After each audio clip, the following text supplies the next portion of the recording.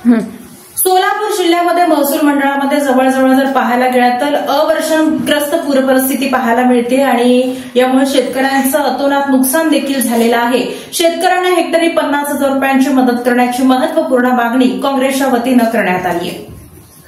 अतिवृष्टीग्रस्त शेतकऱ्यांना हेक्टरी 50,000 रुपये सरसकट मदत करा।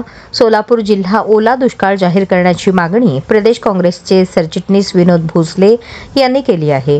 गुरुवारी विनोद भोसले यांच्यासह युवक अध्यक्ष गणेश डोंगरे, भटक्या विमुक्त जाती जमातीचे अध्यक्ष युवराज जाधव यांच्या शिष्टमंडळाने निवासी उपजिल्हाधिकारी अभिजित पाटील यांना निवेदन दिले। सध्या सोलापूर जिल्ह्यामध्ये जवळजवळ सर्व महसूल मंडळांमध्ये अवर्षणग्रस्त परिस्थिती आहे।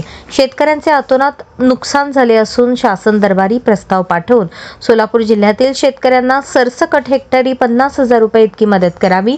ज्यांची जनावरे यात वाहून गेली असतील, मृत पावली असतील, काही घरांची पडझड झाली असून त्या घरांचे कायमस्वरूपी नुकसान झाले आहे, त्यांचा पंचनामा करून पुनर्वसन करून योग्य तो कायमस्वरूपी निवारा मिळावा अशी योग्य ती मदत करावी। पावसामुळे सध्या शेतामध्ये असलेल्या पिकांचे नुकसान झाले आहे, परंतु येणाऱ्या काळातही रब्बी पिकेही हातात येण्याची शक्यता नाही।